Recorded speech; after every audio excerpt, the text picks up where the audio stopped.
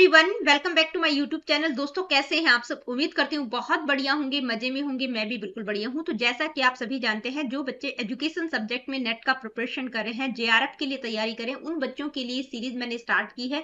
Paper 2 की तैयारी मैं यहाँ पर आप लोगों को करवा रही हूँ। पहला यूनिट मैंने स्टार्ट किया था एजुकेशनल स्टडीज, ठीक है। अब पहला यूनिट में बहुत सारे टॉपिक्स मैं आप लोगों को कवर करवा चुकी हूँ, जो कि मैं आगे अभी आप लोगों को बताऊंगी। और आज की इस वीडियो में वेस्टर्न स्कूल्स ऑफ फिलॉसफी में हम एग्जिस्टेंशियलिज्म को डिस्कस करेंगे, ठीक है। एग्जिस्टेंशियलिज्म की फिलॉसफी, जो कि वेस्टर्न थॉट ऑफ स्कूल है, उसको बिल्कुल डिटेल में समझेंगे। अब यहाँ पर आप लोगों को बताना चाहूंगी कि भी ये सीरीज तो स्पेसिफिकली मैंने नेट वाले बच्चों के लिए स्टार्ट की हुई है, लेकिन ये जितनी भी फिलॉसफीज हम डिस्कस करें, जितने भी टॉपिक्स हम डिस्कस करें, क्योंकि हम एजुकेशन से रिलेटेड टॉपिक्स डिस्कस करते हैं, तो चाहे कहीं पर भी ये टॉपिक्स हो, वहां पर ये हर जगह किसी भी टीचिंग एग्जाम में आपके सिलेबस में अगर ये टॉपिक्स हैं, चाहे एग्जिस्टेंशियलिज्म हो, प्रैग्मेटिज्म हो, रियलिज्म हो, या कोई दूसरा हो, सांख्य, योगा, वेदांत, फिलॉसफी, कोई भी टॉपिक हो, चाहे फिलोसफिकल टॉपिक हो, साइकोलॉजिकल टॉपिक्स हो, तो ये जितने भी टॉपिक्स मैं आप लोगों को करवाऊंगी, तो वो आपको हर जगह हेल्प करेंगे। जहां पर भी आपके सिलेबस में ये दिए हुए हैं, चाहे आप सीटेट की तैयारी कर रहे हो, यूपी टेट, एच टेट, ठीक है, किसी teaching exam, KVS, NVS, DSSB, किसी भी टीचिंग एग्जाम के लिए तैयारी कर रहे हो, तो सिर्फ थंबनेल में जो दे रखा होता है उसको देखकर ये नहीं समझना है कि भाई ये तो सिर्फ नेट के लिए नहीं। एमएड, बीएड, ठीक है, एमए एजुकेशन कर रहे हैं, डीएलएड, बीएलएड, जो भी बच्चे, जहां पर भी आपको ये टॉपिक दे रखा है, तो मैं नेट के हिसाब से प्रिपरेशन करवा रही हूँ। तो जितने जो बच्चे बीएड कर रहे हैं, तो उनके लिए तो बहुत इजी हो जाएगा, क्योंकि बीएड में वो लेवल नहीं है, तो बहुत डिटेल में यहाँ पर चीजें रहेंगी। तो जहां पर भी ये टॉपिक है, वहां पर आप लोगों को ये हेल्प करेगा। तो चलिए स्टार्ट कर लेते हैं आज के इस वीडियो को। एजुकेशनल स्टडीज, जो कि पहला यूनिट है, ठीक है, पेपर 2 की बात मैं कर रही हूँ, तो जिसमें contribution of Indian schools of philosophy, ठीक है, ये वाला टॉपिक हम डिस्कस कर चुके हैं। सांख्य, योग, वेदांत, बुद्धिज्म, जैनिज्म और दयानंद दर्शन और इस्लामिक ट्रेडिशन, इस्लामिक फिलॉसफी, ये पहला वाला जो पार्ट है, ये मैं कंप्लीट करवा चुकी हूँ। दूसरा है contribution of western schools of thoughts, ठीक है, जिसमें आइडियलिज्म, रियलिज्म, नेचुरलिज्म, प्रैग्मेटिज्म, और आज की इस वीडियो में हम एग्जिस्टेंशियलिज्म को डिस्कस करेंगे। उसके बाद सिर्फ आपका एक ही school, western schools of thought बचेगा, मार्क्सिज्म, जो कि अगली वीडियो में हम इसको डिटेल पे समझेंगे। तो आज की इस वीडियो में हम एग्जिस्टेंशियलिज्म, यानी कि जो वेस्टर्न स्कूल्स ऑफ थॉट है, उसमें बहुत सारी फिलॉसफीज हैं, जो कि मैंने आप लोगों को बताई दी है। एग्जिस्टेंशियलिज्म को बिल्कुल डिटेल में समझेंगे। तो चलिए स्टार्ट कर लेते हैं। सबसे पहले इसकी शुरुआत करते हैं एक ब्यूटीफुल इंट्रोडक्शन से। तो जो एग्जिस्टेंशियलिज्म है वो क्या है? Is a philosophy mainly from Europe that started before the 20th century but became very popular after world war 2।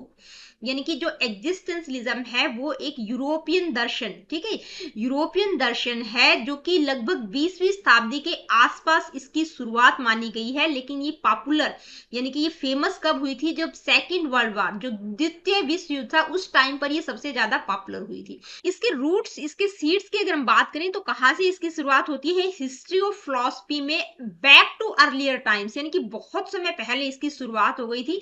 लेकिन 18वीं शताब्दी के आसपास क्या होता है कि जो लोग थे वो रीजन और नेचर को बहुत ज्यादा इंपॉर्टेंस दे रहे थे, यानी कि तर्क और प्रकृति की बात की जा रही थी। ऑब्जेक्टिविटी को हाईली वैल्यू किया जा रहा था, जिसके कारण इंडस्ट्रियल और टेक्नोलॉजिकल प्रोग्रेस बहुत ज्यादा लीड कर रही थी, और साइंस को बहुत इंपॉर्टेंस दी जा रही थी उस टाइम पे, यानी कि ऑब्जेक्टिविटी पर बहुत ज्यादा फोकस किया जा रहा था।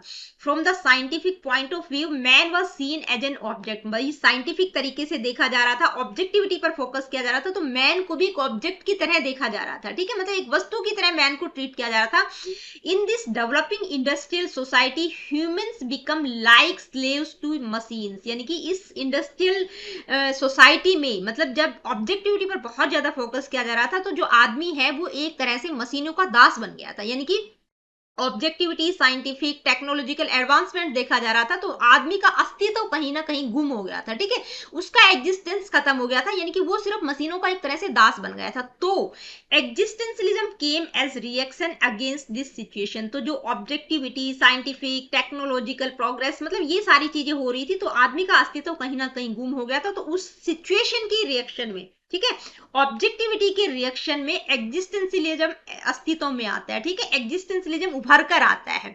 It protest against society and emphasize the importance and uniqueness of each individual, यानी कि ये सोसाइटी के अगेंस्ट प्रोटेस्ट करता है, विद्रोह करता है, आदमी यानी कि इंडिविजुअल का यूनिकनेस और उसका इंपॉर्टेंस क्या है उस चीज पर इंपरसाइज करती है ये फिलॉसफी। अब ये जो एग्जिस्टेंशियलिज्म है, ये जो फिलॉसफी है, ये किसी एक फिलोसफर का काम नहीं है, बहुत सारे थिंकर्स का रोल है इसमें, ठीक है, जिनमें से कुछ इंपॉर्टेंट एग्जिस्टेंशियलिस्ट फिलोसफर कौन कौन से हैं? Friedrich Nietzsche, Soren Kierkegaard, Gabriel Marcel, जो कि थियस्टिक एग्जिस्टेंशियलिस्ट थे, यानी कि जो गॉड में बिलीव करते थे। ये फिलोसफर ऐसे थे जो गॉड में बिलीव करते थे।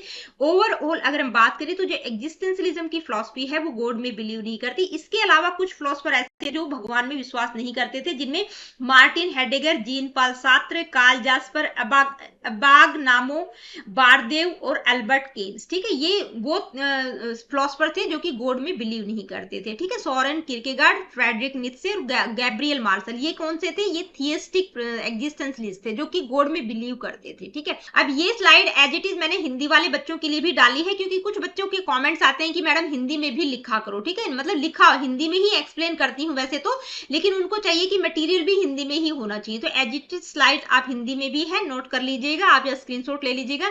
इसके बाद बात करेंगे फादर कौन है मॉडर्न एग्जिस्टेंशियलिज्म के, तो कौन है? सोरेन किरकेगार्ड। देखिए सोरेन किरकेगार्ड क्या है, मॉडर्न एग्जिस्टेंशियलिज्म के फादर है। तो उनकी छोटी सी एक इवेंट है, मतलब उनकी लाइफ हिस्ट्री क्या कुछ रही थी उसको मैंने यहाँ पर इंक्लूड कर दिया है ताकि चीजें आप लोग बेहतर तरीके से समझ सके, एग्जिस्टेंशियलिज्म को रिलेट कर सकते हैं। क्योंकि किसी भी व्यक्ति की जो पर्सनल लाइफ होती है ना, यानी कि कोई भी फिलॉसफी जो होती है वो किसी भी व्यक्ति की पर्सनल लाइफ के साथ रिलेट करती है कि भाई उस पर्टिकुलर इंसान की पर्सनल लाइफ कैसी रही है, तो उसकी लाइफ के आधार पर ही वो फिलॉसफी निकल कर आती है कि उसके पर्सनल एक्सपीरियंसेस क्या थे उसकी लाइफ में। तो सोरेन किरकेगार्ड की अगर हम बात करें तो कोपेनहेगन में 1813 में एक वेल्दी रिलीजियस फैमिली में, मतलब धार्मिक विचारों वाली फैमिली में, जो कि धर्म में बिलीव करते थे, इस तरह की फैमिली थी। तो वेल्दी फैमिली थी, उनका जन्म उसमें हुआ था, एक अच्छी फैमिली में उनका जन्म हुआ था जो कि धार्मिक विचारों वाली थी। ही वॉज फिजिकली वीक, यानी कि कमजोर थे शारीरिक रूप से, और मेलनकोहलिक पर्सनैलिटी के व्यक्ति थे। मेलनकोहलिक का मतलब जो पेसिमिस्टिक टाइप के होते हैं, जो हाई थिंकर होते हैं, जिनकी थिंकिंग प्रोसेस अच्छी होती है, लेकिन उदास टाइप के जो व्यक्ति होते हैं उनको हम कहते हैं मेलनकोहलिक पर्सनैलिटी वाले व्यक्ति, ठीक है। His home was filled with, मतलब जो उनका घर का वातावरण था वो काफी रिलीजियस था, धार्मिक वातावरण था घर का। अब उनकी लाइफ में एक इंपॉर्टेंट इवेंट यानी कि एक घटना घटित होती है कि उनका लव अफेयर था एक लड़की के साथ जिसका नाम रेजिना ओल्सन था, ठीक है। रेजिना ओल्सन के साथ उनका लव अफेयर था, उनकी एंगेजमेंट भी हो गई थी, शादी होने वाली थी, शादी हुई नहीं थी, लेकिन जो किरकेगार्ड थे वो स्ट्रगल कर रहे थे, यानी कि उनको स्ट्रगल हो रहा था डिसीजन लेने में, चॉइस नहीं कर पा रहे थे कि भाई क्या मैं जिस लड़की के साथ शादी करूंगा, क्या मेरा टेम्परामेंट उसके साथ एडजस्ट हो पाएगा, क्या वो मेरे साथ एडजस्ट कर पाएगी, मेरी फैमिली के साथ एडजस्ट कर पाएगी, मतलब इस तरह के बहुत सारे क्वेश्चंस उनके दिमाग में थे। स्ट्रगल कर रहे थे किसके बारे में? अबाउट मेकिंग अ चॉइस, जिसके कारण उनको ग्रेट एंजाइटी हो रही थी, चिंता की स्थिति उनकी थी, ठीक है, मतलब इनर कॉन्फ्लिक्ट उनके दिमाग में चल रहा था, बहुत चिंता की सिचुएशन उनके दिमाग में थी, बहुत चिंतित थे वो, उनको समझ नहीं आ रहा था कि मैं क्या करूं क्या नहीं करूं, वो डिसाइड नहीं कर पा रहे थे, डिसीजन नहीं ले पा रहे थे, ठीक है। वो साथ ही वो faced gossips and criticism from society, की भाई सोसाइटी में किस तरह के चर्चे चल रहे हैं, किस तरह के गॉसिप्स और क्रिटिसिज्म हो रहा है, उसको भी वो फेस कर रहे थे। तो लास्ट में उनका क्या डिसीजन होता है कि वो इस सिचुएशन से विड्रॉ कर लेते हैं, यानी कि अपनी सगाई तोड़ देते हैं। इसके बाद क्या होता है, in his later years he turn to a different kind of religion, यानी कि वो अकेले रहना शुरू कर देते हैं और एक डिफरेंट काइंड के रिलीजन की तरफ वो टर्न करते हैं, जो कि जो टिपिकल रैशनल और स्टीरियोटाइप रिलीजन होता है उससे बिल्कुल डिफरेंट था, ठीक है। उनका जो धर्म था, जो धर्म के प्रति उन्होंने रूप किया, तो वो डिफरेंट था, स्टीरियोटाइप रिलीजन की बात नहीं हो रही है। वो क्या करते हैं, ही लिव्ड अ लोनली लाइफ, मतलब अकेले जीवन व्यतीत करते हैं, और 1855 में उनकी डेथ हो जाती है। उनका कुछ इंपॉर्टेंट वर्क था either or fear and trembling, concept of dread, stages on life's way, तो ये कुछ इंपॉर्टेंट वर्क उनका था। तो ये छोटी सी स्टोरी सोरेन किरकेगार्ड की क्या है कि भाई उनको क्या हो रहा था, चॉइस की बात हो रही है, फ्रीडम की बात हो रही है, मतलब कुछ दबाव में थे कि सोसाइटी में किस तरह की बातें हो रही हैं, मैं मतलब डिसीजन लेने में उनको प्रॉब्लम हो रही थी। तो ये कुछ एक टर्म्स है, डिसीजन, फ्रीडम, चॉइस, ठीक है। तो ये आप रिलेट कर पाएंगे एग्जिस्टेंशलिज्म से। तो एग्जिस्टेंशलिज्म की जो फिलोसफी की हम बात करेंगे तो सारी चीजें आप वहां पर देख पाएंगे कि भाई एक व्यक्ति अपनी लाइफ के बारे में खुद उसका डिसीजन होना चाहिए, ठीक है, कि उसकी लाइफ है, उसको क्या करना है, उसका डिसीजन होना चाहिए, उसको फ्रीडम होनी चाहिए। तो इस तरह की चीजें आगे की इस फिलोसफी में हम डिस्कस करेंगे। तो छोटी सी स्टोरी इसीलिए बताई है ताकि आप चीजों को रिलेट कर सकें। अब यही slide as it is Hindi में भी है, आप बिल्कुल जिनको इंग्लिश में समझ नहीं आया वो हिंदी में भी पढ़ सकते हैं, ठीक है। इसके बाद बात करेंगे 3 stages of existence by Soren Kierkegaard. अब सोरेन किरकेगार्ड ने एग्जिस्टेंस की 3 स्टेजेस बताई हैं, तो ये 3 स्टेजेस के नाम एटलीस्ट आपको ध्यान में होने चाहिए, और इन स्टेजेस में क्या कुछ है बेसिक पता होना चाहिए। ज्यादा डिटेल में समझाऊंगी भी नहीं और ज्यादा डिटेल में जाने की भी जरूरत नहीं, क्योंकि जितनी भी फिलॉसफीज होती है उनसे बहुत ज्यादा मतलब डीप में क्वेश्चंस नहीं पूछा जाता।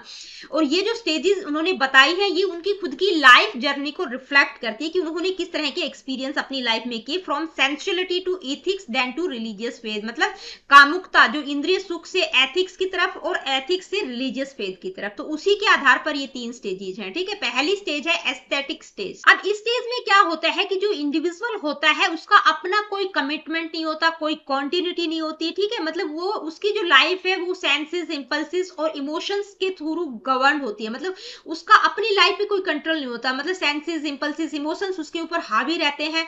अ person hates any restriction on their freedom of choice, यानी कि अगर मान लो आपकी फ्रीडम पर आप कुछ करना चाह रहे हैं, आपकी चॉइस कुछ है, ठीक है, अगर वहां पर आपकी फ्रीडम को लिमिट किया जा रहा है तो आपको नफरत हो जाएगी, चाहे वो सोसाइटी हो चाहे आपके पेरेंट्स हो, कि भाई मुझे कुछ करना था और ये लोग लिमिट कर रहे हैं, ठीक है। तो वहां पर किसी भी पर्टिकुलर इंसान से जो भी आपकी फ्रीडम को लिमिट कर रहा है, आपके डिसीजंस में बाधा डाल रहा है, तो वहां पर आपको उस व्यक्ति से एक तरह से नफरत हो जाएगी, आप उससे नफरत करने लग जाएंगे। तो ये एस्थेटिक स्टेज है कि आपका कोई कॉन्टिन्यूटी, कोई कमिटमेंट नहीं है, जिस मतलब आप किसके द्वारा गवर्न हो रहे हैं, मतलब आपकी लाइफ सेंसेस, इंपल्सेस और इमोशंस के द्वारा संचालित है। दूसरी स्टेज है एथिकल स्टेज, यानी कि इसमें क्या होता है consistency and commitment to a moral standards, यानी कि जो भी सोसाइटी के जो भी मतलब मोरल स्टैंडर्ड्स निर्धारित किए गए हैं उसके प्रति कंसिस्टेंसी और कमिटमेंट दिखाई देगा, यानी कि जो भी आप चॉइस बना रहे हैं तो वो मोरल स्टैंडर्ड्स को ध्यान में रखते हुए बना रहे हैं, ठीक है। सोसाइटी और दूसरे लोगों का भी इन्फ्लुएंस रहेगा इंडिविजुअल के ऊपर, यानी कि समाज, सोसाइटी क्या कुछ चाहता है तो वो भी आपको इन्फ्लुएंस करेंगे। The person relates to past and future bringing continuity to life, यानी कि पहली स्टेज में क्या था कि व्यक्ति सेपलेस था, यानी कि जो उसका मन कर रहा था वो भी वो कर रहा था, ठीक है, कोई मतलब सेंसेस, इंपल्सेस इनके द्वारा वो इन्फ्लुएंस हो रहा था। लेकिन यहाँ पर क्या है कॉन्टिन्यूटी आएगी लाइफ में, वहां पर कोई कॉन्टिन्यूटी, कोई कमिटमेंट नहीं था, ठीक है। यहाँ पर व्यक्ति पास्ट और फ्यूचर को भी रिलेट कर रहा है। Individualism become structured and responsible, यानी कि इस स्टेज में क्या होता है कि जो भी व्यक्ति होता है, इंडिविजुअलिज्म का मतलब व्यक्तिवाद क्या हो रहा है, स्ट्रक्चर्ड और रिस्पॉन्सिबल बन रहा है, ठीक है। एथिक्स को ध्यान में रख रहा है, ठीक है, मोरल स्टैंडर्ड्स को ध्यान में रख रहा है। थर्ड स्टेज है रिलीजियस स्टेज। तो देखिए इसमें क्या होता है, जो व्यक्ति होता है वो इम्पर्सनल लॉ से एक पर्सनल एब्सोल्यूट मतलब गॉड की तरफ कूच करता है, भगवान के प्रति उसकी आस्था जागृत हो जाती है, उसमें बहुत गहन विश्वास उसका हो जाता है। The sense of sins appears here as wrong doing is seen as rebellion against God, मतलब यहाँ पर उसको अनुभूति हो जाती है कि अगर उसने कोई गलत काम किया तो वो गॉड के प्रति विद्रोह होगा, यानी कि सेंस ऑफ सिंस उसको अपीयर हो जाती है कि मैं कोई भी काम गलत करूंगा तो वो एक तरह से मैं पाप कर रहा हूं, ठीक है। तो यहाँ पर इस स्टेज में जेन्युइन सेल्फ हुड को व्यक्ति अटेन कर सकता है, किसके थ्रू, एक्ट ऑफ ट्रस्ट, यानी कि गॉड के प्रति जो ट्रस्ट है उसके द्वारा वो जेन्युइन सेल्फ हुड को अटेन कर सकता है, जो कि बियॉन्ड है रीजन के भी, तर्क के भी बियॉन्ड है, क्या है, ट्रस्ट, ठीक है। तो इसमें क्या होता है, इस स्टेज में क्या होता है कि जैसे एक एग्जांपल भी दिया है कि Abraham's willingness to sacrifice his son, यानी कि अब्राहम ने अपने पुत्र को भी बलिदान, मतलब जो अब्राहम थे वो अपने पुत्र को भी अपनी इच्छा से बलिदान करने के लिए तैयार हो गए थे, जो कि उनकी सबसे प्रिय वस्तु थी, वस्तु नहीं कहेंगे, मतलब अपनी सबसे प्रिय चीज को भी वो बलिदान करने के लिए तैयार हो गए थे, किसके थ्रू, गॉड के प्रति अटूट आस्था को वो शो करता है, ठीक है। मतलब गॉड के प्रति भयंकर उनकी आस्था थी, जिसके कारण वो अपने बेटे तक को बलिदान करने के लिए तैयार हो गए थे। तो यहाँ पर क्या होता है कि भाई ये जो स्टेज है इसमें क्या होता है, only someone faithful to ethics can transcend it in it stage, यानी कि इस स्टेज में अगर आप जेन्युइन सेल्फ हुड को अटेन कर लेते हो, आपका गॉड के प्रति एक गहरी आस्था बन जाती है, तो आप इस स्टेज तक पहुंच सकते हो, और इवन देन बियॉन्ड स्टेज, मतलब आप इस स्टेज के बियॉन्ड भी जा सकते हो। तो एग्जिस्टेंस की ये 3 स्टेजेस किसके द्वारा बताई गई है, सोरेन किरकेगार्ड के द्वारा। इन स्टेजेस का नाम आप ध्यान में रखेंगे, यानी कि बेसिक टू एडवांस की बात की गई है, जो कि उनकी लाइफ को ही एक तरह से रिफ्लेक्ट करती है, ठीक है। हिंदी वाले बच्चों के लिए स्लाइड एज इट इज मैंने इंक्लूड कर दी है, आप स्क्रीनशॉट ले लीजिएगा। इसके बाद बात करेंगे एग्जिस्टेंशियलिज्म है क्या, ठीक है, एग्जिस्टेंशियलिज्म का मतलब क्या है। तो एग्जिस्टेंशियलिज्म एग्जिस्टेंशियलिज्म है क्या, यानी कि अस्तित्ववाद क्या है? अस्तित्ववाद एक फिलॉसफी है जो ह्यूमन एग्जिस्टेंस का जो बेसिक स्ट्रक्चर है उसको एनालाइज करती है, ठीक है। यानी कि ह्यूमन एग्जिस्टेंस के बेसिक स्ट्रक्चर को एनालाइज करने के लिए बनाई गई कि भाई हम एग्जिस्ट क्यों करते हैं, हमारा क्या एग्जिस्टेंस है, हमारी फ्रीडम के बारे में, हमारे एग्जिस्टेंस के बारे में अवेयर करती है, ठीक है। तो एग्जिस्टेंशियलिज्म क्या है? एक ऐसी फिलॉसफी है जो ह्यूमन एग्जिस्टेंस को एनालाइज करती है, ह्यूमन को अपने एग्जिस्टेंस के बारे में अवेयर करती है। तो एग्जिस्टेंशियलिज्म क्या है? फर्स्ट अगर हम बात करें तो एग्जिस्टेंशियलिज्म मतलब उन सारे क्वेश्चंस को डील करती है जो ह्यूमन के एग्जिस्टेंस से रिलेटेड हैं, ठीक है। ह्यूमन एग्जिस्टेंस से रिलेटेड उन सभी क्वेश्चंस को डील करती है। दूसरा क्या है? It is not just a theory about humans, यानी कि सिर्फ ह्यूमंस के बारे में एक थ्योरी नहीं है। It is called to each person to break free from intellectual and social pressures that limit freedom, यानी कि हर व्यक्ति की अपनी फ्रीडम है, हर व्यक्ति अपने डिसीजन लेने के लिए फ्री है। तो उसकी फ्रीडम को कोई भी चीज, चाहे इंटेलेक्चुअल हो, सोशल प्रेशर हो, कोई भी चीज उसकी फ्रीडम को लिमिट करती है तो उसको तोड़ने की बात की गई है, ठीक है। कि भाई वो आपकी लाइफ है, आपके डिसीजन है, आप अपने डिसीजन अपनी लाइफ के बारे में ले सकते हैं, ठीक है। वो उसके बारे में सोसाइटी या इंटेलेक्चुअल प्रेशर का कोई वैल्यू नहीं है।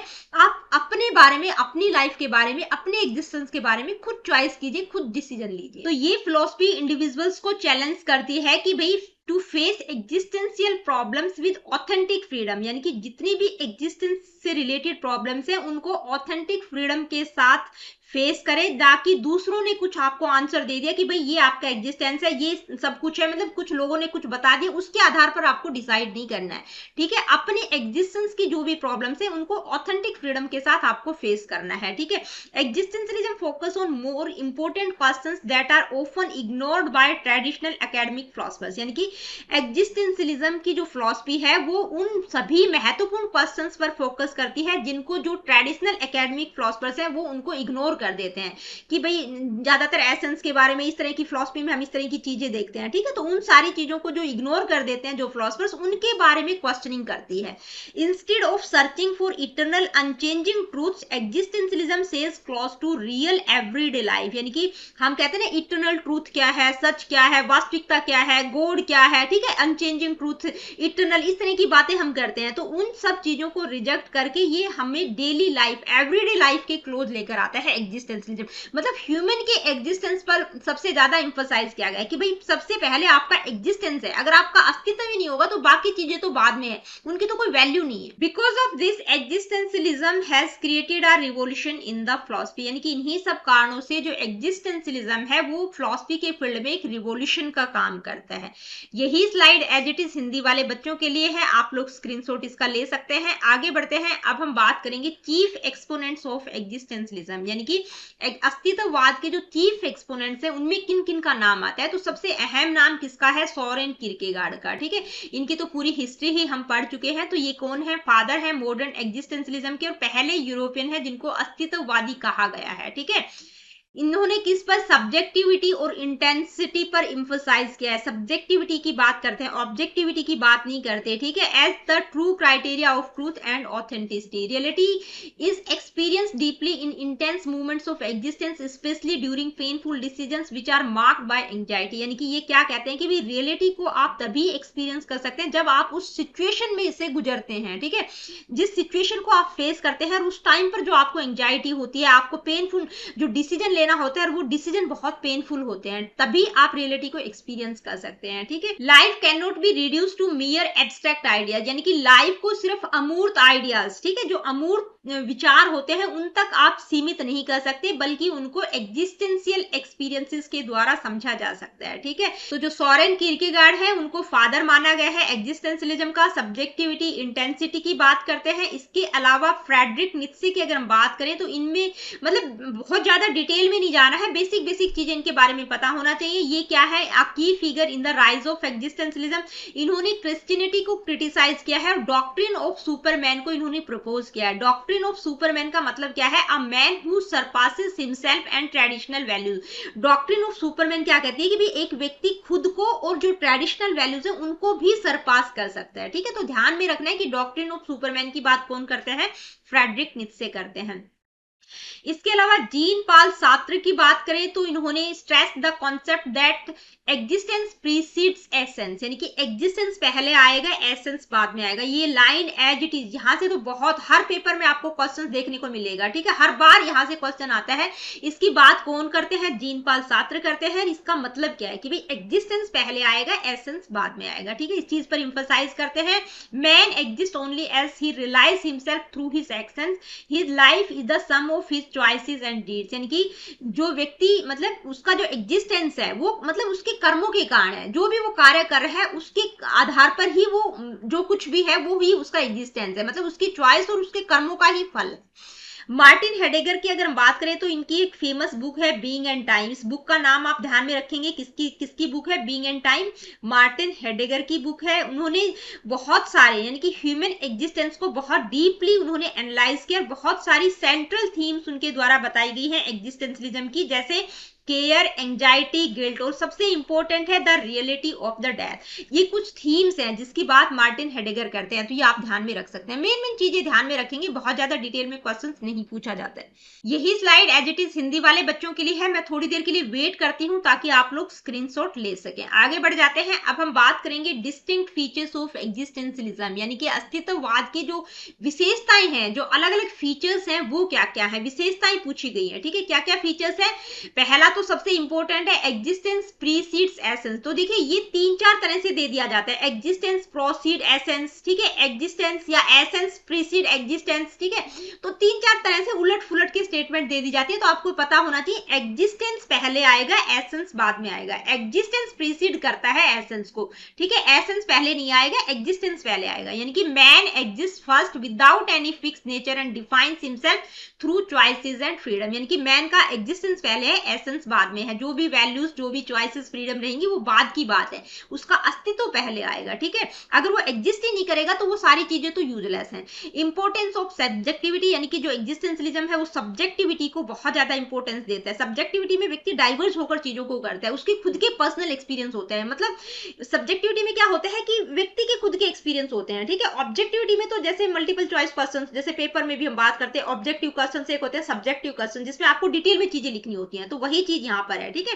ट्रूथ भी, ये क्या कहते हैं कि भाई जो ट्रूथ है वो भी सब्जेक्टिव है and found through personal experiences. Subjectivity की बात हो रही है मतलब उसके पर्सनल एक्सपीरियंस के अकॉर्डिंग। भाई कोई भी चीज किसी व्यक्ति के लिए सही हो सकती है लेकिन वही चीज दूसरे के लिए गलत भी हो सकती है, तो ये सब्जेक्टिविटी की बात करते हैं, पर्सनल एक्सपीरियंसेस की बात करते हैं, ठीक है, not objective fact. Man's freedom, यानी कि ह्यूमन की फ्रीडम ही एब्सोल्यूट है। Society exist for man, not the other way around. भाई सोसाइटी ह्यूमन के लिए एग्जिस्ट करती है, ह्यूमन सोसाइटी के लिए एग्जिस्ट नहीं करता।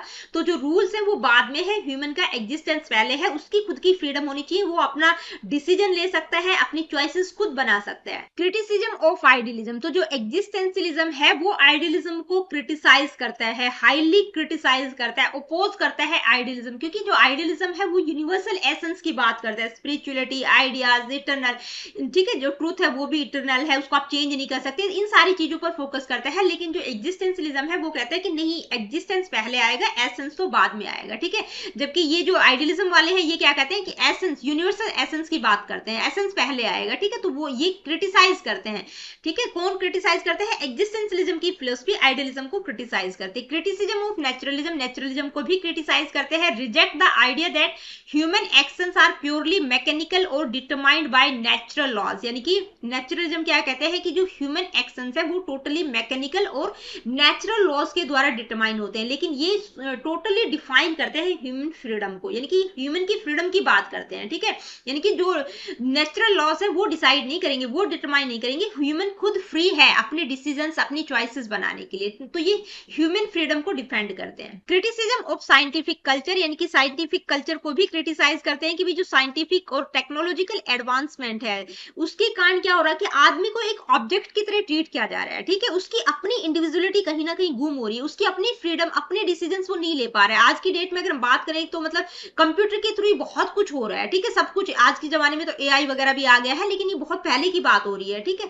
तो उस टाइम पर भी जो भी एडवांसमेंट हो रहा था तो उससे ह्यूमन को मशीनों का एक तरह से दास बना दिया गया था, तो उसको भी अपोज करते हैं। ये ह्यूमन एग्जिस्टेंस पर सबसे ज्यादा फोकस करते हैं। नेक्स्ट है focus on human weakness and security, यानी कि जो एग्जिस्टेंशियलिज्म है वो ह्यूमन की वीकनेस पर भी फोकस करता है और उसके लिए एक सिक्योरिटी की भी बात करता है। यानी कि ये क्या कहता है कि इंडिविजुअल एंजाइटीज और स्ट्रेसेस को रिकॉग्नाइज करना है, उसके लिए मतलब जो भी एंजाइटीज जो भी स्ट्रेसेस है उनको दूर करने के लिए टेंशन फ्री इन्वायरमेंट बनाना है ऑथेंटिक इंडिविजुअलिटी के लिए, व्यक्ति के लिए ऐसा इन्वायरमेंट तैयार करना है जो कि टेंशन फ्री हो, ठीक है। तो एग्जिस्टेंस, ह्यूमैनिटी, ठीक है, फ्रीडम, चॉइस, डिसीजन, इस तरह के वर्ड्स आपको एग्जिस्टेंशियलिज्म में दिखाई देंगे। तो ये एग्जिस्टेंशियलिज्म के कुछ इंपॉर्टेंट फीचर्स हैं। यही slide as it is Hindi वाले बच्चों के लिए है, आप लोग स्क्रीनशॉट ले सकते हैं। आगे बढ़ते हैं, हम बात करेंगे रिकरिंग थीम्स इन एग्जिस्टेंशियलिज्म, यानी कि एग्जिस्टेंशियलिज्म की जब हम बात करते हैं तो कुछ थीम्स, कुछ इंपॉर्टेंट टर्म्स जो बार बार आपको दिखाई देंगी, रिपीट होंगी, यानी कि किस चीज पर एग्जिस्टेंशियलिज्म फोकस करता है, तो किस पर फोकस करता है, human experience, freedom, choice, individuality की बात करते हैं।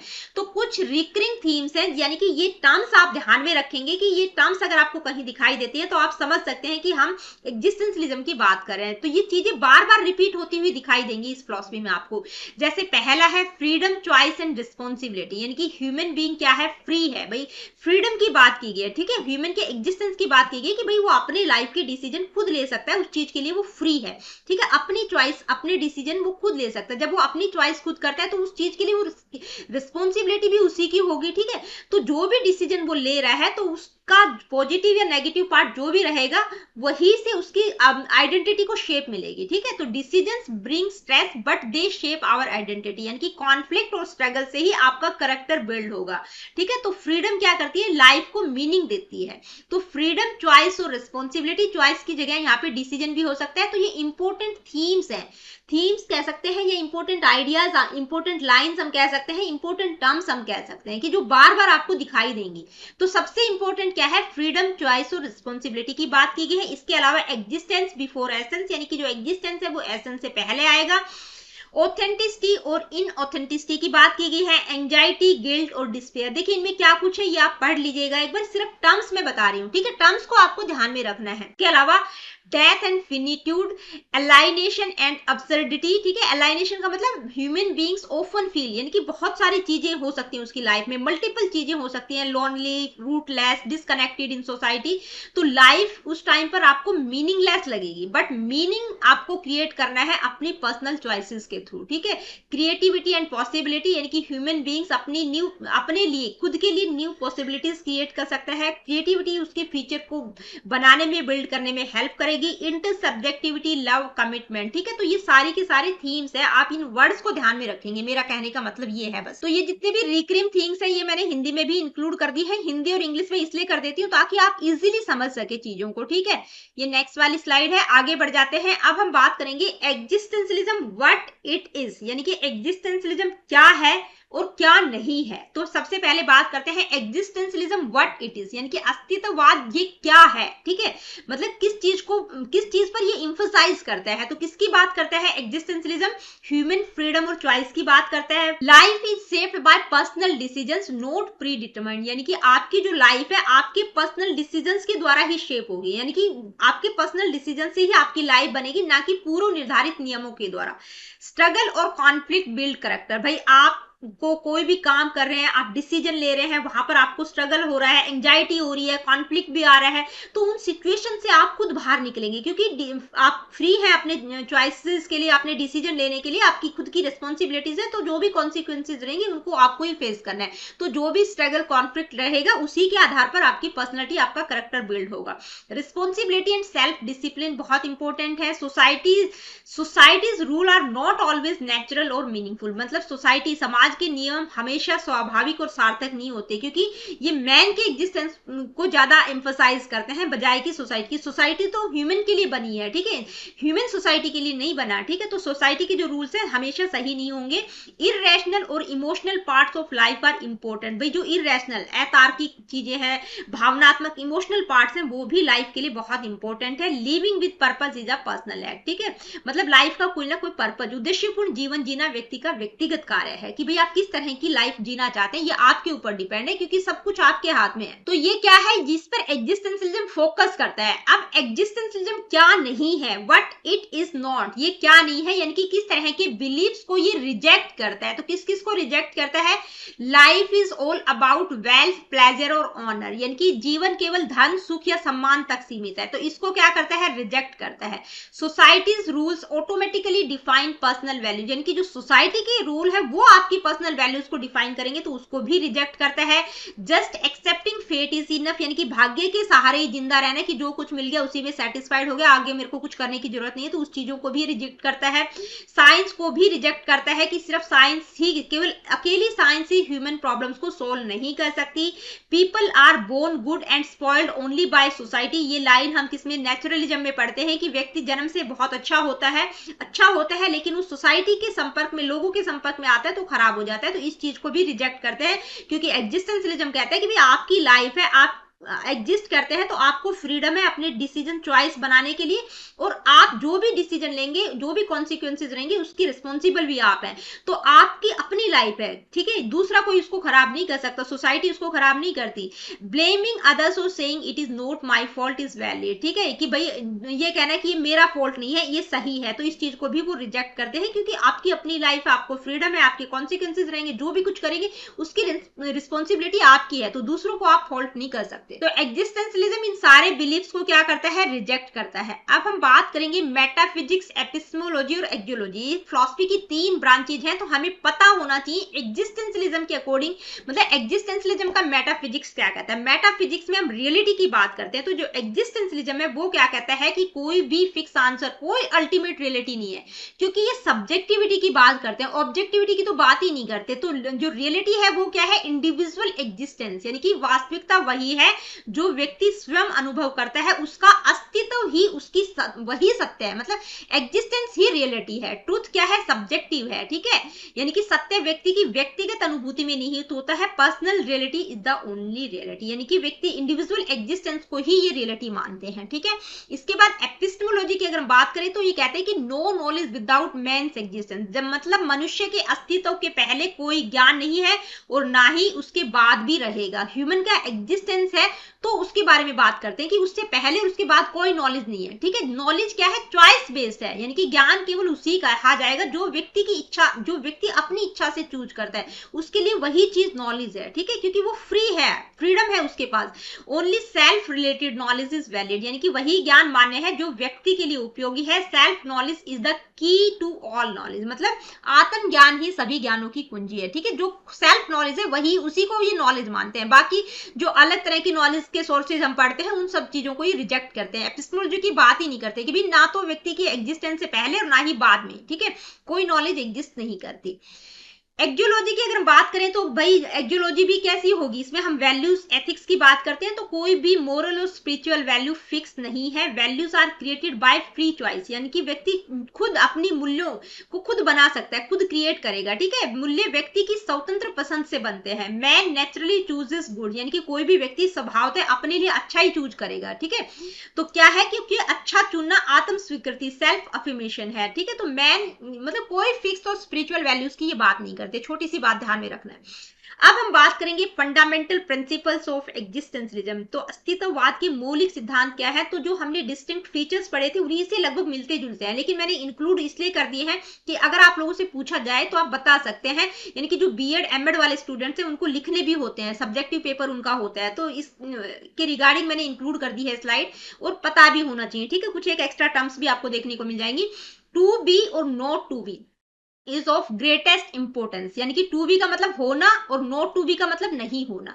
The most important question in life is to live और नॉट टू, मतलब जीना और नहीं जीना। मीनिंग क्या है कि भाई आपके एग्जिस्टेंस पर फोकस किया गया है कि आप के लिए मतलब सबसे प्राइमरी चीज क्या है, ह्यूमन का एग्जिस्टेंस इटसेल्फ, ठीक है, meaning existence itself is primary, ठीक है। इस लाइन का मतलब ही क्या है, टू बी और नॉट टू बी का मतलब एग्जिस्टेंस इंपॉर्टेंट है, ठीक है।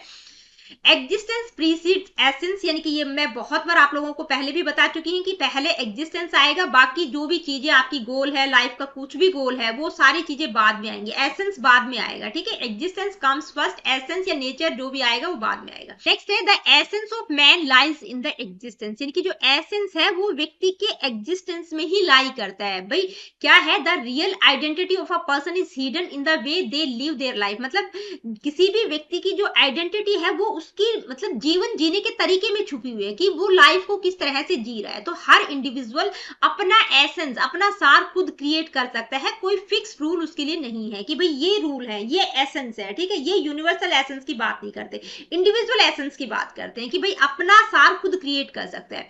Freedom is the watchword of existentialism, मतलब फ्रीडम को बहुत ज्यादा ये एम्फसाइज करते हैं। The central principle of existentialism is absolute freedom, ठीक है, एब्सोल्यूट फ्रीडम की बात करते हैं, ये सेंट्रल प्रिंसिपल है एग्जिस्टेंशियलिज्म का।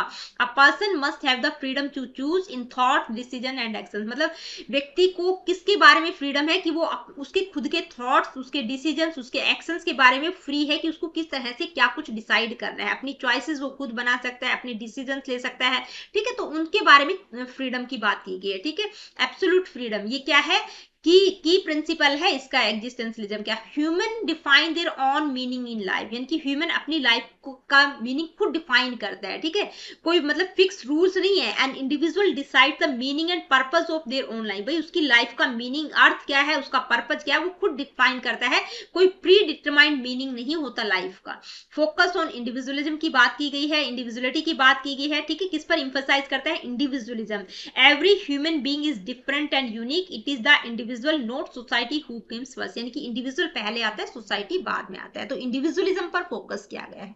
तो फंडामेंटल प्रिंसिपल्स क्या रहेंगे, ये सारे के सारे मैंने आप लोगों को करवा दिए हैं। हिंदी वाले बच्चे भी इसका स्क्रीनशॉट ले लीजिएगा। आगे बढ़ते हैं, अब हम बात करेंगे कि भाई एग्जिस्टेंशियलिज्म की जब हम बात करते हैं तो इस फिलोसफी के अकॉर्डिंग एजुकेशन क्या होगी, ठीक है। एजुकेशन के एम्स क्या होंगे, discipline, curriculum, teaching methods, student का रोल क्या रहेगा, टीचर का क्या रहेगा, स्कूल सिस्टम किस तरह का होगा, तो ये सारे के सारे एस्पेक्ट्स इसमें हम डिस्कस करेंगे। तो सबसे पहले हम किसकी बात करते हैं, जब हम एजुकेशनल फिलॉसफी की बात करते हैं तो यानी कि एग्जिस्टेंशियलिज्म के अकॉर्डिंग एजुकेशन कैसी होगी, तो इसमें सबसे पहले हम एम्स की बात करते हैं, ठीक है। तो अस्तित्ववाद में शिक्षा के उद्देश्य के बारे में क्या कहा गया, अस्तित्ववाद की जो फिलॉसफी है, ठीक है, ये क्या कहती है कि एम कैसे होनी चाहिए एजुकेशन के, तो क्या कहती है, to make man truly human and responsible, यानी कि एजुकेशन ऐसी होनी चाहिए जो ट्रू ह्यूमन बीइंग बनाए, मतलब व्यक्ति को एक मतलब ऐसा ह्यूमन बनाए जो रिस्पॉन्सिबल हो, ठीक है, willing to stand alone with courage and conviction, ठीक है, यानी कि साहसी, जिम्मेदार और स्वाभिमान बनाना है।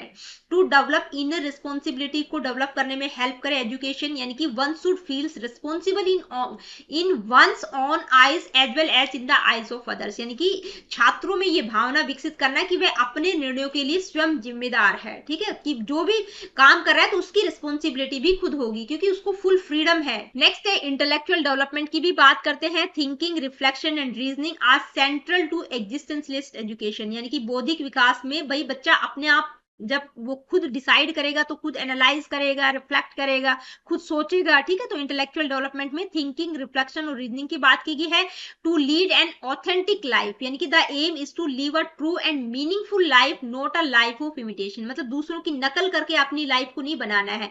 आपकी लाइफ मतलब खुद अच्छी होनी चाहिए, मीनिंगफुल लाइफ होनी चाहिए, दूसरों को कॉपी नहीं करना है। फ्रीडम ऑफ चॉइस की बात की गई है। Education should enable the learner to make his own decision, मतलब शिक्षा व्यक्ति को निर्णय लेने की स्वतंत्रता दे कि भाई वो अपनी चॉइसेस, अपने डिसीजंस खुद ले सके। इसके अलावा और क्या है, टू डेवलप इंट्रोस्पेक्शन, ये तो बहुत इंपॉर्टेंट है, इसको हम सेल्फ रियलाइजेशन भी कहते हैं, यानी कि लुक विद इन देमसेल्व्स, अपने आप को रियलाइज करना, अपने आप को रिफ्लेक्ट करना, ठीक है। Learners must learn to look within themselves, शिक्षा का उद्देश्य आत्मचिंतन की शक्ति का विकास करना है। बहुत बार इसको सेल्फ रियलाइजेशन भी बोल देते हैं, अपने आप को रियलाइज करना, अपने बारे में चिंतन मनन करना, ठीक है, सेल्फ इंट्रोस्पेक्शन भी बोल देते हैं, या and look within themselves भी बोल देते हैं। टू डेवलप मोरल इंटीग्रिटी, यानी कि students should feel accountable for their actions and stand by there choices, यानी कि शिक्षा में छात्रों को मतलब जो भी वो कार्य कर रहे हैं, क्योंकि वो फ्री हैं अपनी चॉइसेस के लिए, तो जो भी कार्य करेंगे तो उनकी कॉन्सिक्वेंसेज जो आएंगे तो उसके लिए अकाउंटेबल कौन होगा, वो खुद ही होंगे,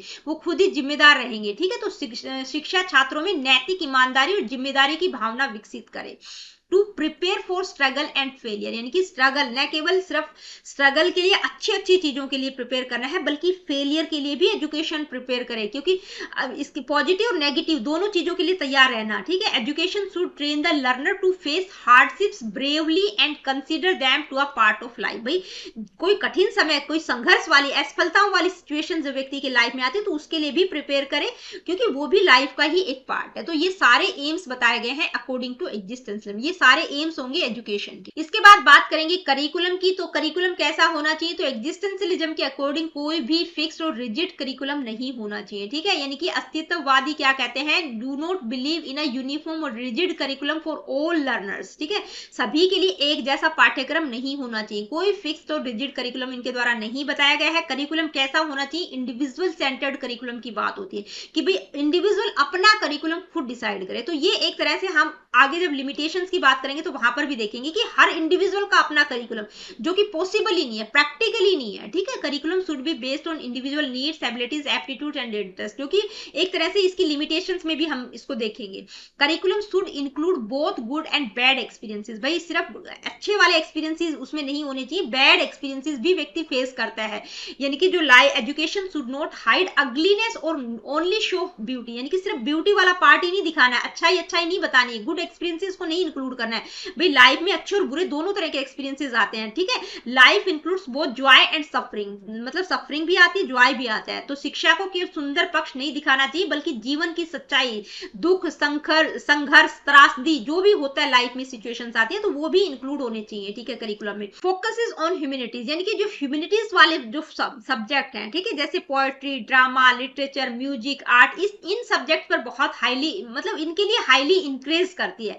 काव्य, नाटक, साहित्य, संगीत, कला जैसे विषयों पर बहुत ज्यादा जोर दिया गया है एग्जिस्टेंशियलिज्म में, क्योंकि मानव के एग्जिस्टेंस से रिलेटेड है। ठीक है, क्योंकि ये जो सब्जेक्ट है हेल्प करते हैं किसमें, एक्सप्रेसिंग इमोशंस को एक्सप्रेस करने में, suffering, death, love, hate, inherited guilt को एक्सप्रेस करने में हेल्प करते हैं। ठीक है, यानी कि मानव जीवन की गहराई और भावनाओं को उजागर करते हैं ये सब्जेक्ट। इसके अलावा limited focus on social science, यानी कि सोशल साइंस पर लिमिटेड फोकस है, मतलब बहुत ज्यादा फोकस नहीं दिया गया है। यानी कि social sciences are taught only to understand the moral obligations and individuals roles in society, यानी कि नैतिक जिम्मेदारी और सामाजिक संबंधों को समझने के लिए मतलब इतना ही बल दिया जाना चाहिए कि इतना ही रोल होना चाहिए। सोशल साइंस को बहुत ज्यादा एम्फसाइज नहीं करते।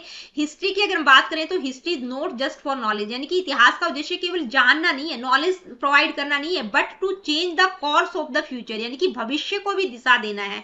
कि भाई जैसे इतिहास में अगर हम जाएं, बैक में अगर हम जाएं, तो जैसे किसी ने किसी टाइम पर बहुत अच्छा डिसीजन लिया था इंडिविजुअली, मान लो कोई युद्ध चल रहा है, कोई पानीपत का युद्ध हो रहा है, तो उस टाइम पर उस राजा ने इंडिविजुअली जो डिसीजन लिया जिसके कारण वो युद्ध जीत पाए, तो उस तरह की चीजें भी होनी चाहिए। ठीक है, उन चीजों पर फोकस करना चाहिए ताकि भविष्य को एक दिशा मिल सके। ठीक है, ताकि इंडिविजुअल अपने डिसीजन अपने तरीके से ले सके, तो उस चीज के लिए इंक्रेज करने की बात की गई है।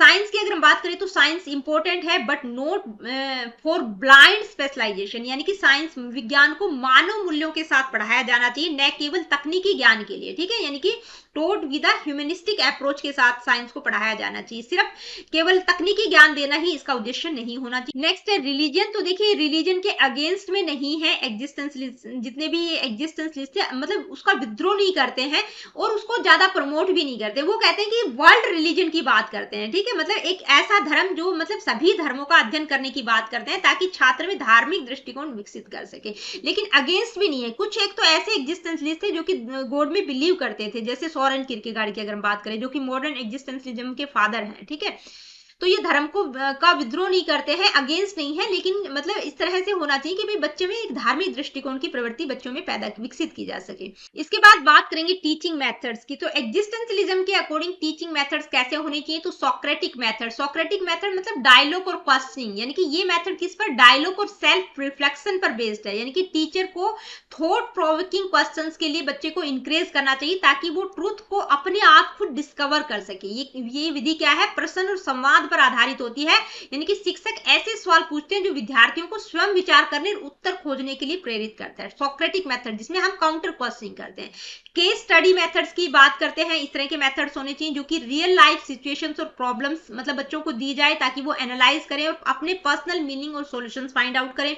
साइंटिफिक और एक्सपेरिमेंटल मेथड्स की भी कहीं ना कहीं बात करते हैं कि learners are encourage to experiment and discover truth through personal experiences. भाई एक्सपेरिमेंट या साइंटिफिक मेथड्स की भी बात इसलिए करते हैं ताकि जो बच्चे हैं वो ट्रूथ को अपने पर्सनल एक्सपीरियंसेस के आधार पर डिस्कवर कर सके। क्वेश्चन आंसर मेथड जो कि हमने बात ही कर ली, सोक्रेटिक मेथड, ठीक है, बच्चों को अवेयर करना, सेल्फ अवेयरनेस और डिसीजन मेकिंग में ये हेल्प करते हैं। ठीक है, क्वेश्चनिंग प्रोसेस क्या करता है, अवेकन करता है किसके बारे में, सेल्फ अवेयरनेस और डिसीजन मेकिंग के बारे में। आगे बढ़ते हैं, बात करेंगे no place for group dynamics. Group methods की बात नहीं करते, किस पर, इंडिविजुअल पर फोकस करता है। किसको इंपॉर्टेंस देता है, इंडिविजुअल को। नोट टू ग्रुप एक्टिविटीज और टीम बेस्ड लर्निंग की बात नहीं करते। ठीक है, फोकस ऑन इंडिविजुअलिज्म, इंडिविजुअलिटी की बात करते हैं।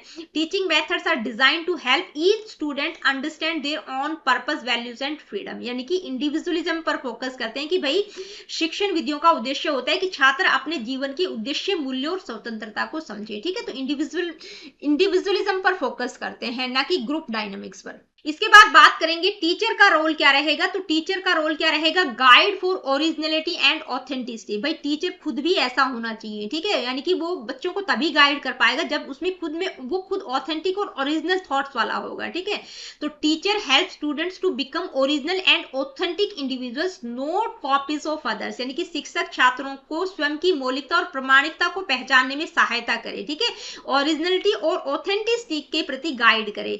इंडिपेंडेंट थिंकिंग के लिए प्रमोट करे, यानी कि teacher teaches students to accept only what they truly believe, not what is forced by society, books और अदर्स, यानी कि शिक्षक क्या करे कि भाई जो सच में, जो वो उन्हीं चीजों को एक्सेप्ट करे जो सच में मतलब जिनमें वो ट्रूली बिलीव करते हैं, ना कि सोसाइटी ने बता दिया, बुक्स में बताया गया, दूसरों के द्वारा बताया गया। ठीक है, तो शिक्षक छात्रों को क्या सिखाए कि वे उसी बात को सच माने जो कि उन्हें आंतरिक रूप से स्वीकार हो, न कि जो जबरन थोपी गई हो। ठीक है, ट्रेनर ऑफ पर्सनल रिस्पॉन्सिबिलिटी, यानी कि ट्रेनर, यानी कि जो टीचर है वो चिल्ड्रंस को मतलब understand the consequences of their choices and take full responsibility. भाई बच्चे को फ्रीडम है, तो जो फ्रीडम है तो वो अपनी चॉइसेस खुद बना रहा है, तो जो भी कॉन्सिक्वेंसेज आएंगे तो उनको भी रिस्पॉन्सिबिलिटी किसकी होगी, स्टूडेंट की होगी। तो इस चीज के बारे में वो ट्रेन करे बच्चों को कि जो भी कॉन्सिक्वेंसेज रहेंगे उसके लिए भी अवेयर रहना है। इनक्रेजर ऑफ मीनिंगफुल सफरिंग्स, भाई लाइफ में बहुत तरह की मतलब सफरिंग्स भी आएंगे तो उनको भी एक्सेप्ट करना है, उस चीज के लिए भी प्रिपेयर करे स्टूडेंट्स को। Creator of free environments, the teacher does not impose rules, मतलब रूल्स को इम्पोज ना करे बल्कि एक स्पोर्टिव और फ्री एटमोस्फेयर बच्चों के लिए क्रिएट करे। ठीक है, ताकि वो कोई भी चीज को फ्रीली चूज कर सके। एक टीचर का रोल फैसिलिटेटर का होना चाहिए, ना कि एक ऑथोरिटेरियन का। इसके बाद बात करेंगे रोल ऑफ द स्टूडेंट। तो देखिए चाइल्ड सेंटर्ड अप्रोच की बात करते हैं कि भाई जो बच्चा है वो सेंटर में होना चाहिए, उसकी इंडिविजुअलिटी को रिस्पेक्ट दिया जाना चाहिए। चाइल्ड सेंटर्ड अप्रोच की बात करते हैं सेल्फ सेट गोल्स, यानी कि students must work towards the goal he has sets for himself, his own potential is most important, यानी कि वो अपने खुद गोल डिसाइड करे। ठीक है, जो भी गोल वो डिसाइड करे उसके प्रति उसकी रिस्पॉन्सिबिलिटी भी खुद ही होगी फिर। ठीक है, अब उसके लिए उसकी जो पोटेंशियलिटीज है वो बहुत इंपॉर्टेंट है, उसका आत्म विकास बहुत महत्वपूर्ण है। ठीक है, learn values through hard work, यानी कि जो भी वैल्यूज है वो हार्ड वर्क के थ्रू वो चीजों को सीखे। ठीक है, avoid lazy and meaningless life, यानी कि जो लेजी और मीनिंगलेस लाइफ है उसको अवॉइड करे, यानी कि he should realize that a lazy, selfish और aimless life has no meaning. ठीक है, उसको समझना है कि भाई आलसी, स्वार्थी और उद्देश्यहीन जीवन व्यर्थ है एक तरह से। तो चाइल्ड सेंटर्ड अप्रोच, यानी कि उस चाइल्ड की जो इंडिविजुअलिटी है उसको रिस्पेक्ट देना है। आगे बढ़ते हैं, बात करेंगे डिसिप्लिन की। तो देखिए डिसिप्लिन की अगर बात करें तो complete freedom to the child, यानी कि discipline is based on freedom and choice, not on fear और एक्सटर्नल रूल्स, यानी कि जो डिसिप्लिन है बच्चे की फ्रीडम और चॉइस पर बेस्ड होना चाहिए। ठीक है, क्योंकि बच्चे को फुल फ्रीडम दी गई कि वो अपने डिसीजंस, अपनी चॉइसेस खुद ले सकता है, अपनी चॉइसेस खुद बना सकता है, तो जो कोई भी एक्सटर्नल रूल्स या कोई डर वाला वातावरण नहीं होना चाहिए। ठीक है, डिसिप्लिन इंपोज किया हुआ नहीं होना चाहिए। फ्रीडम फॉर नेचुरल ग्रोथ, यानी कि freedom is considered essential for the natural development of the personality, यानी कि स्वाभाविक विकास के लिए स्वतंत्रता आवश्यक मानी गई। फ्रीडम पर इंफोसाइज किया गया है। नेचुरल ग्रोथ के लिए फ्रीडम बहुत इंपॉर्टेंट है। तो डिसिप्लिन कैसा होना चाहिए? जो फ्रीडम और चॉइस पर बेस्ड हो, ठीक है, इम्पोज या एक्सटर्नल रूल्स या फियर वाला डिसिप्लिन नहीं होना चाहिए। आगे बढ़ते हैं, बात करेंगे स्कूल की। तो स्कूल सिस्टम कैसा होना चाहिए? अ प्लेस ऑफ फ्री विल, यानी कि ऐसा स्कूल का वातावरण ऐसा होना चाहिए, ऐसा होना चाहिए school, a child can exercise freedom of thoughts and actions, यानी कि इस विद्यालय एक ऐसा स्थान होना चाहिए जहां छात्र स्वतंत्र रूप से सोच सके, अपने कार्य कर सके, उसको फ्रीडम हो, थॉट और एक्शंस की फ्रीडम हो उसको, ठीक है। A place of self discovery, यानी कि school help the child to develop his identity, purpose and values, यानी कि विद्यालय छात्रों को स्वयं को पहचानने, अपनी आइडेंटिटी को डिस्कवर करने, ठीक है, अपनी लाइफ का उसका क्या पर्पस है, अपने खुद के मूल्य निर्धारित करने में स्टूडेंट्स की हेल्प करे। यानी कि एक ऐसा प्लेस होना चाहिए जहां जो स्टूडेंट है वो सेल्फ डिस्कवर कर सके अपनी आइडेंटिटी, पर्पस और वैल्यूज को। Equal role of home and school, देखिए ये न केवल स्कूल की बात करते हैं, कहते हैं होम का भी इक्वल रोल है, क्योंकि होम और स्कूल दोनों ही आप अपनी रिस्पॉन्सिबिलिटीज के प्रति अवेयर रहे, यानी कि स्कूल और होम, मतलब घर में भी बच्चे की के प्रति अवेयर रहना है पेरेंट्स को, और स्कूल का भी रोल है, ठीक है, ताकि बच्चे की जो पर्सनैलिटी है उसको नर्चर किया जा सके। यानी कि घर और विद्यालय दोनों समान रूप से जिम्मेदार होते हैं जब बच्चे की शिक्षा और विकास के लिए। ये एग्जिस्टेंशलिज्म कहते हैं, न केवल स्कूल मतलब घर का भी अहम रोल है। तो ये था एजुकेशन कैसी होगी अकॉर्डिंग टू एग्जिस्टेंशलिज्म। अब एग्जिस्टेंशलिज्म की कुछ एक लिमिटेशंस भी हैं, क्योंकि सारे पॉजिटिव पॉइंट्स तो किसी के भी नहीं होते, कुछ प्रॉज और कॉन्स भी होते हैं। तो क्या क्या लिमिटेशंस हैं? डिफिकल्ट टू ऑर्गेनाइज, क्योंकि भाई ये इंडिविजुअल फ्रीडम की बात करते हैं, तो हर इंडिविजुअल के अकॉर्डिंग करिकुलम भी डिफरेंट होना चाहिए, उसकी चॉइसेस, हर चीज को देखना है, इंडिविजुअलिटी पर फोकस करते हैं, ठीक है। Every student follow their own path makes education system caustic, यानी कि इससे जो शिक्षा की प्रक्रिया है वो बिल्कुल अव्यवस्थित बन जाएगी, डिसऑर्गेनाइज हो जाएगी, उसको आप ऑर्गेनाइज ही नहीं कर सकते।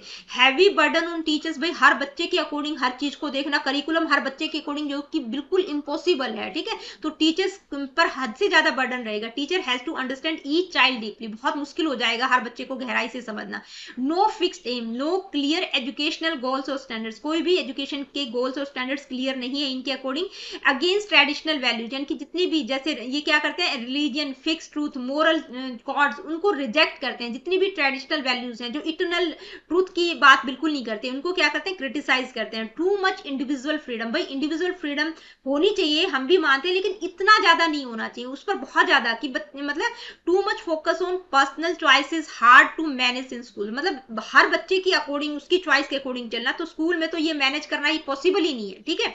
लैक्स यूनिवर्सल गाइडलाइंस, यानी कि नो कॉमन करिकुलम और फिक्स टीचिंग मेथड्स इनके द्वारा नहीं बताया गया है, जो कि पॉसिबल ही नहीं है कि भाई करिकुलम भी इंडिविजुअल सेंटर होना चाहिए, हर इंडिविजुअल अपना करिकुलम डिसाइड करे, जो कि इम्पॉसिबल है। तो ये कुछ एक लिमिटेशंस हैं एग्जिस्टेंशलिज्म। तो दोस्तों आज की वीडियो में इतना ही। आज की वीडियो में एग्जिस्टेंशलिज्म की जो फिलॉसफी है उसको मैंने आप लोगों को बिल्कुल डिटेल में समझाने की कोशिश की है। फिर भी किसी प्रकार का कोई डाउट, कोई क्वेश्चन आपके दिमाग में है तो आप मुझसे कमेंट करके पूछ सकते हैं, जो कि आप बिल्कुल भी नहीं करते हैं, तो कमेंट करके जरूर बताया करो, जैसा भी लेक्चर आपको लगे, ठीक है, अच्छा लगा है या कहीं पर कुछ कमी रह गई है तो उसके बारे में आप अपना फीडबैक कमेंट सेक्शन में बता सकते हैं। मिलती हूँ आप लोगों से अपनी अगली वीडियो में।